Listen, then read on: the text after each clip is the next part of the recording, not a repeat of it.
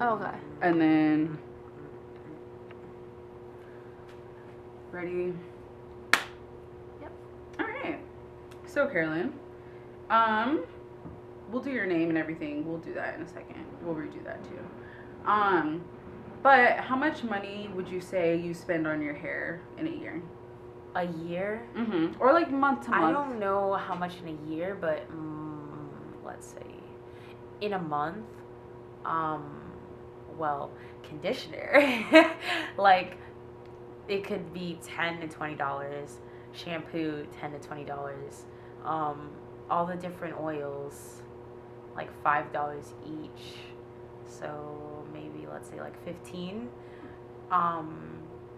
Ooh, I'm not keeping track. So like No. 20, so 40 for like conditioner and shampoo, and then 15, 20 for oils, 60 for all of that, and then combs. Because we break a lot of combs in this family because our hair doesn't really like combs, so they break, like all the teeth break. So combs are usually a little bit cheaper, like $2 a comb, but sometimes you get like 5.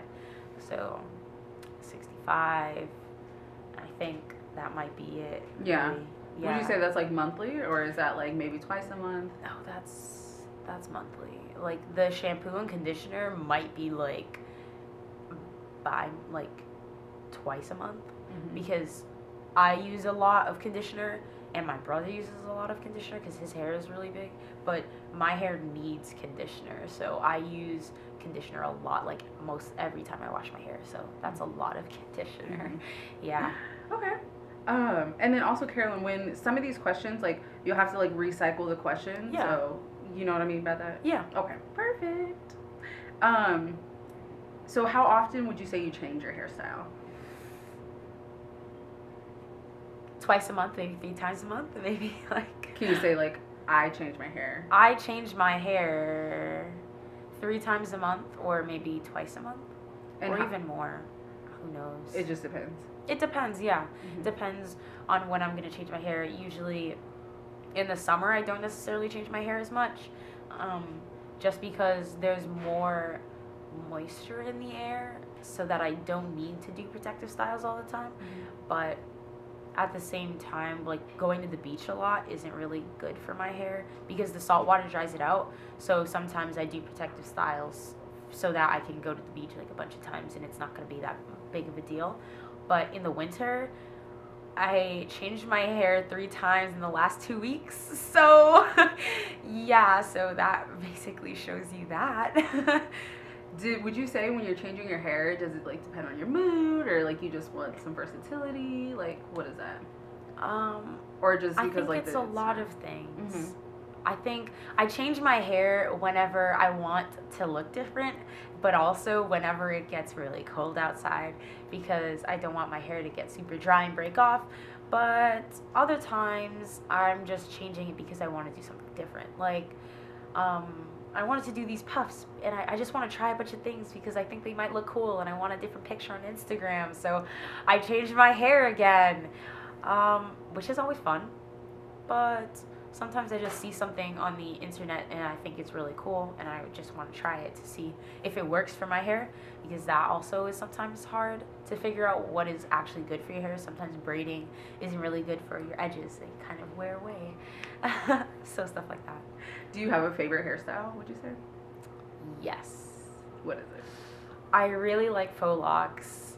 I used to have locks, so I like having them again, but not having the commitment of only having locks and that's the only hairstyle you can do, because just being able to do one thing sometimes can get boring.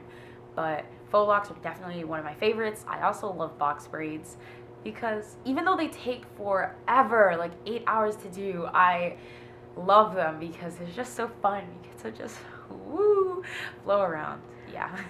Who normally does your hair? Is it you, or your mom? Do you go to beauty salon sometimes? My mom does my hair most of the time, especially when I'm doing any type of braids, like cornrows. She does my cornrows. Sometimes when I'm just getting ready for bed, she does my hair to make sure that it's oiled and combed through and really like taken care of. So she's definitely like my main person doing my hair, but it wasn't always like that. Okay. Okay, you kind of touched on this a little bit, but how much time would you say it takes to do your hair? Just like a regular routine. Like if at night you're oiling it up, doing your little twist, how long does that take? Twisting my hair every night takes anywhere from 20 minutes to an hour, depending on if I'm oiling it or putting extra conditioner, moistening it, or just straight. Like if I'm really tired, I'm just like, I want to go to bed. I do my twist and I'm like, okay, I'm done. Good night. And I just put my head wrap on and I go to bed. So it could be anywhere around that time. But doing other more complicated things takes. Sometimes the box braids take anywhere from 8 hours to 12 hours, but doing something like the cornrows and the faux locks, because I do crochet faux locks, that takes maybe like 2 hours, 3 hours. It's not as long as box braids. Okay. I was gonna ask you something pertaining to that. Can't remember, but I'll come back. Oh wait, what has been like the longest time you've gotten your hair done? Like you've sat in a chair and like gotten your like faux braids or faux locks. Do you have like an hour, like hours or like days? Yes. I recently tried to do my own box braids and it took 12 hours. I didn't sleep. It was terrible, but it really took a really long time. I think it was partially because I had to figure out how to like reach the back of my head with my own hands because I was doing that. My mom also had to part all of my hair, so it took well over 12 hours. 12 hours was only the braiding part. So yeah, 12 hours has been my longest. They're not supposed to take that long. They're really not. Okay. Okay, so actually I'll ask this first. When did you decide to go natural? I decided to go natural, completely natural, 2012. Yeah. Okay. Fall of 2012. Okay. Is that, you told me that you cut your hair. Is that when you cut your hair? Yes. I shaved all of my hair off in the fall of 2012, maybe like November, I think. Yeah. Is there a reason why you decided to cut all your hair off? Yes. Okay, so I decided to cut all my hair off because I had locks before and I got tired of them. So I started taking them out, but locks are really hard to take out, so I cut some of them. And some of my hair was longer, some of it was shorter. So I shaved half of it to get like that side cut that like Rihanna had back in the day. And that looked fine, but people at school made fun of me.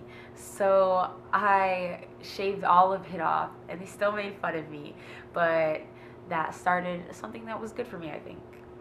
Finding like a sense of you look good no matter what you do, or at least okay.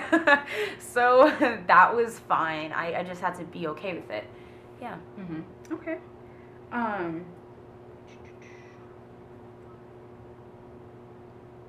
And then why did you go natural? Did I ask you that? I don't know if I asked. I think I went natural because I knew it was better for me and I knew that it might end up being more fun. And it was something that nobody else was really doing at the time. So it wasn't necessarily like, oh, I want to be a trendsetter, but it was partially just like, I want to do something different with my hair that not too many people are doing, but I also just want to like grow my hair the healthy way, which would mean like no more treatments with chemicals or no more blow drying and flat ironing, which could really damage my hair. Like it was never good for me, and I knew that my hair was healthiest when I had locks, and I wanted to do something like that, but not have the like this contract of you can only have locks and nothing else, which I found was like really constricting for me. Mm-hmm. Yeah. Mm-hmm. Okay, that makes sense. When you were younger, what would you say, like, what did you think about your hair when you were younger? How much younger? I know. I guess so. What I'm trying to understand is like, did you ever like struggle with your identity, like being a black girl growing up and seeing like other women who had completely different hair textures than you? Yeah. How did that like impact you at all, or if it did, or if it didn't? Yeah, I think seeing a lot of the time growing up, I didn't really see other black women who had natural hair, um, and that made it feel like I had to have the straight hair that they had, like with the perms and all that, just because it felt like there were certain things that I needed to do to fit in or to be like beautiful per se, because a lot of the time whenever we saw black people who had natural hair and it was like a little bit long, like even just my hair, they would just say, "Oh, that's so nappy," or in that, but the way that they said it was like with a negative connotation, and hearing things like that growing up made it difficult to feel comfortable doing something else, something natural with my hair. And I feel like that contributed to a lot of other things, just like not being comfortable with who I am and things like that. Just because from a very young age, people are telling you you have to change your hair or you're this or you're that to be beautiful or to be accepted or to be normal and not be made fun of. Mm-hmm. Yeah. What would you say like your progress from that point to now has been? I think now it's so much easier to be comfortable with not only my hair but just like who I am. Um, and I think it has to do a lot with social media. Just because with all the representation in social media, it's really easy to find people who look like you and people who are comfortable with themselves, and seeing other people like that is great for young people to see and say like, oh, I have a role model who actually looks like me and is comfortable with who they are, and that means that I can do that too.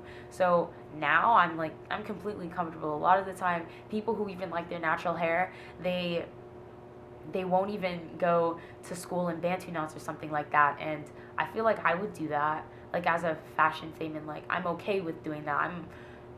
I'm okay with it, even though sometimes people might say, "Oh, what are you doing with your hair?" I feel like I'm still comfortable with it, and I'm in a position now where I have the vocabulary to kind of ask them why they feel that way, and I feel like having that as well as having an understanding of who I am has made it a lot easier for me to do what I want to do with myself and with my hair. Okay. Um, you talked about social media a lot. Like, do you feel like there's any other representation, like in places where you can look to like find that, where you can like relate to somebody, or do you feel like it's non-existent? I feel like finding representation in other places that aren't like pro black pages on Instagram and Tumblr, I don't see that a lot, if at all. Like last weekend I was somewhere and I was looking at a bunch of magazines. I was even flipping through Oprah's magazine trying to see if there was more representation of different people, because at first I was looking at People magazine and flipping through it, and I didn't see one dark girl in there, and I didn't see one person with like a big nose, or I maybe saw one girl who had curly hair, but it wasn't even 4C hair. And I feel like in mainstream there still isn't a lot of representation. Like in the People magazine, there weren't even any like East Asian people or South Asian people or Arab people or Muslim women or anything. There wasn't really a lot of representation of anybody really. It was, they have one black person and they say, "Oh, we're diverse now." And I feel like that's not really right, because if the only place that you can find representation is you have to follow this specific page on some like random website, then that's not beneficial to anybody really. Mm-hmm. Just because it breeds a whole new generation of people who are uncomfortable with themselves and have to wait till college or like late in high school to be comfortable with who they are. And that's something I'm still kind of struggling with, but I feel like I'm getting there.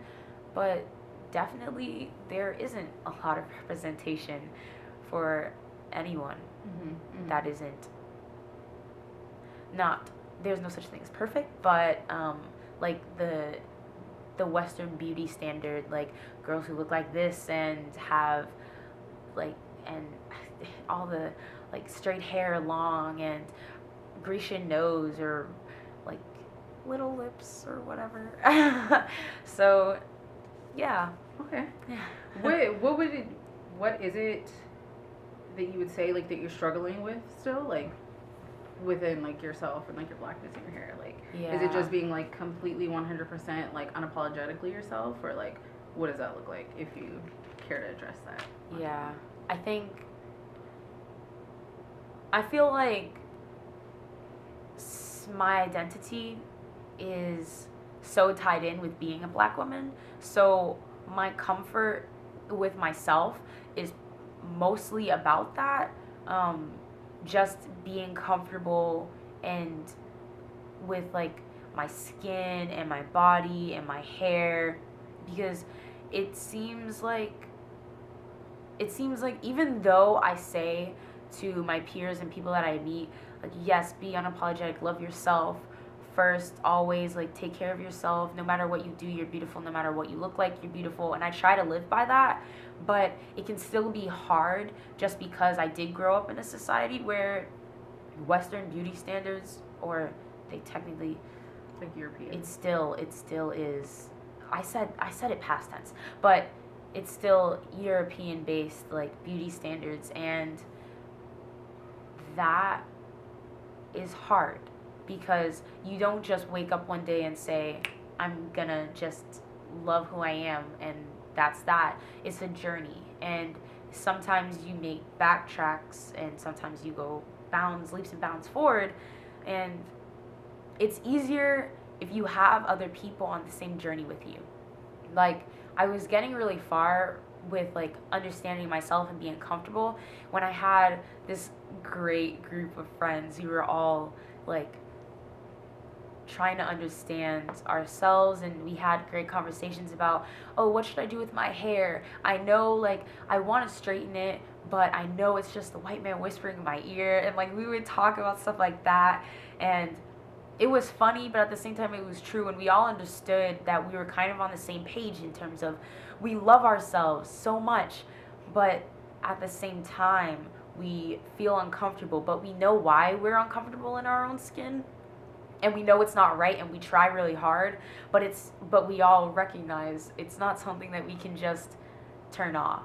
And that was really important in helping me get forward, because I had all these other people on that journey with me, and we could all like piggyback off of each other and bring each other forward. But I don't really have those people so close to me anymore, so it is sometimes difficult to look in the mirror and say, hey, you only feel like this because they want you to. The they that DJ Khaled talks about. They don't want you to be happy. But yeah, those are kind of the struggles I still face. Well, yeah. Yeah. I didn't get too deep into it, hopefully. No, that's okay. That's okay. Do you want to take a quick break, sip some tea really quick, or are you still good to talk? I'm good. Okay. This next one's a doozy. Oh, never mind. No. Just kidding. Did you have something to say, Spin? Yeah, you can go along with your questions first. Okay. Wait, can we take a break? Yeah.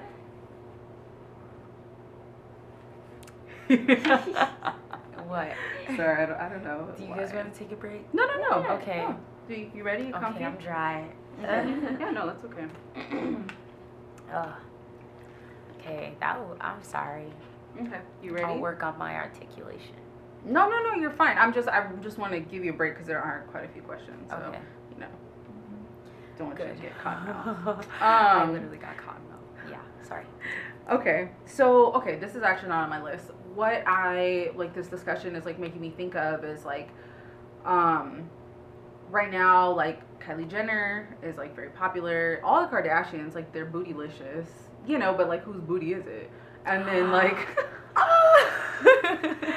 and then as well as, there was, I don't know if you're familiar with it, but there was, Mac posted, you know what I'm talking about, on Instagram, like, this black woman, she had on lipstick, like MAC lipstick, just advertising like her. Was it like the bright pink one? I think it was purple. Okay.